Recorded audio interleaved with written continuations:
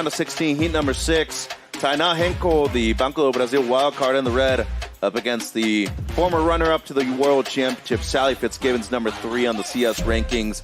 But in this heat, a 4.83 already, looking at the Banco do Brasil replay. Fast snap to start. Second one, super crispy. Third one, a little lack of variety, but good effort and good flow. Australian surfer surfing with a Hawaiian gear. And now the Banco do Brasil wildcard. Ooh, quick mishap right there for Taina Hinckel. And Taina actually got... And she's so precise on the water, always methodical. Well, here she goes. 4.83 on her opener. Couple of nice hacks on the backhand so far. Good energy from Sally on this one with that Town and Country surfboard. She's going to kick out.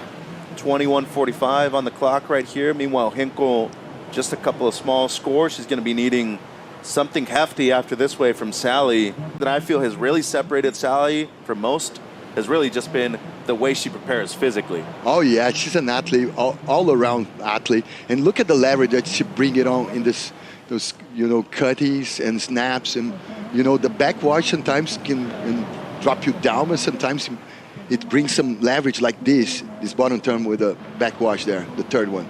3 in a row that were gnarly, for lack of a better word. Like I'm going to try to do a proper analysis and analogy after this wave of Taina. Let's tag along with Taina. Beautiful snap as a first turn. Second one, nice flow. A little stiffy session there. No, the wave didn't provide enough energy for her, but coming back to the analysis, it's almost like if I'm going to throw this metaphor into the fighting world or boxing or even MMA, never know who you're going to encounter in that part of the ring. The variety that you got to have in your game, in your tools, the strong mindset to surf different conditions, the different gears you got to have. You got to go super specific in heavy water. You got to change your fins. You got to think about construction for those specific type of waves. So there's a lot of things taking place that sometimes people don't understand, but it's almost like ballet at the water. Ballet? Yeah. The one that can dance better gonna win. Okay. I never heard that reference to Hey, Wade Kibret before. Galax sometimes use that ballet reference also. Well, some dancing going on this wave from Sally. Disco and Frisco there. 4.83 her low score, 18 minutes on the clock. Saw also the best of Taina Hinckel on her third. And looking at the Banco do Brasil replay. And yeah, I mean, a ballet is pretty hard to do. I'll give you that. But I think, a tango, which does take 2 at the very least. Oh, yeah. But also maybe a little cumbia or something like that could also work. Different styles, obviously.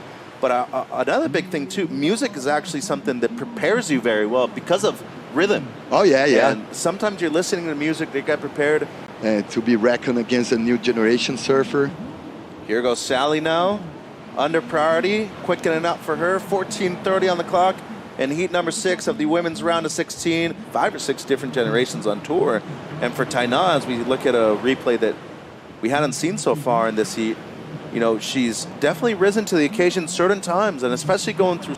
That's a collective decision you got to make with your wife, though. Let's see if she. Oh, she's a globetrotter already.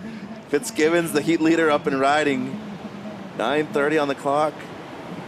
Second best wave is a 4.83. She's caught 8 waves, including this one. Throws the reverse at the end of this left. Progression in surfing, female surfing, I got to toss, Silvana Lima at those names because she was so groundbreaking here. You know what, Mitch? Back in the day, she used to compete with the boys in the beginning of her career. Going to be incomplete, and now a chance for Hinckel to take the lead. But I love the disco, reverse attempt. A lot of distance in between the 2 surfers right here. And Fitzgibbons is going to take advantage of that big section right here. Steeper one. The timing with the second turn as well, and potential for one more. She's going to be able to fit it in, and low score of 4.83 with potential to improve on this one. Using the, the torque that provides, the backwash. Check it out. Second snap, beautiful fan, and then a little leverage there on this slice turn. Another angle right here, Marcos. Oh, that's the way to watch a surf competition, man.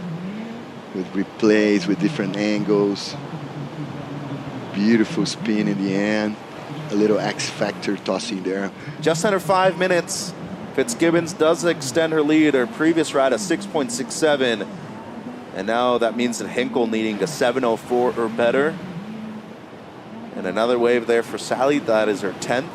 Yeah, let's watch, intent of, Taina Hinckel. Here she is, needing the best of the heat, a 7:04, and unfortunately that's not going to be it. Put in places the right turns, and Taina is almost like grinding, trying to find a little nugget, and the nuggets are like running from her. But she's had moments on waves too. Yeah. But the issue is, at this point, she's now 3 heat wins away from that. Oh, she got close to the task now. Amazing to see her effort paying place here. Making the good choices, choosing the right ways, and providing a lot of energy to accomplish a lot of combos in this heat. I'm here with Sally, always with a smile on her face, especially after winning a tough heat. I would say tricky conditions, but I think I can say crazy conditions. How was that for you? Congratulations. Oh, thank you. Yeah, Saquarema always keeps you guessing. You wake up and, like we were talking, it always has a different mood. And I'm coming here over many years. I've just tried to, surf in so many conditions here and rely on my instincts a lot. I've grown up in beach breaks. I love these conditions. So trying kind of get away from the nerves of it being a close heat and try and find that little moment to open up and keep, my surfing kind of attacking and even under the pressure. Great. Talking about pressure, you can qualify to the championship tour here. So how does that feel? How do you manage all these emotions? I guess after the last 5 years, I'm actually just in love with the race, the race towards it. And obviously you want to take that pressure off and get those points quick. But if it's not the case, it's kind of the best feeling in surfing. If I think back, it's like the moments of being a rookie trying to qualify the first time, or being in a title race, or trying to win an event that's really dear to your heart. That moment, you kind of searching for it and processing and working through the hard bits. I think that's the gold in it, and I really just love the process of it all and showing up, especially on the Challenger Series. This field is so strong. It's got all the different generations, and you get all these crazy different heats. So as you can tell, I've got a lot of adrenaline, a lot of love for this game, and I'm just really happy to be here and just be in the hunt. Yeah, especially Taina, that is a big surfer here in Saquarema. But after Saquarema, we got Pipeline. How are your expectations for that? Oh, I just as I said, you just keep showing up. There's no shortage of things to get you motivated, and I'm excited to evolve my surfing. I've had a few goes at Pipeline. Obviously, it's a wave that requires a lifetime of work. So I think I just go back and try and meet it at where I left the story, and hopefully improve a little. But I think seeing this emerging generation out pipe and kind of feeding off that inspiration, and hopefully I can connect with a couple waves that could be a wave of your lifetime. So I think the schedule is looking really neat, and just keep the energy high, enjoying what's here in front of us first, and we'll look at what's later when it comes. Great, Sally. Good luck, and keep that big, pretty smile on your face. Back to you guys.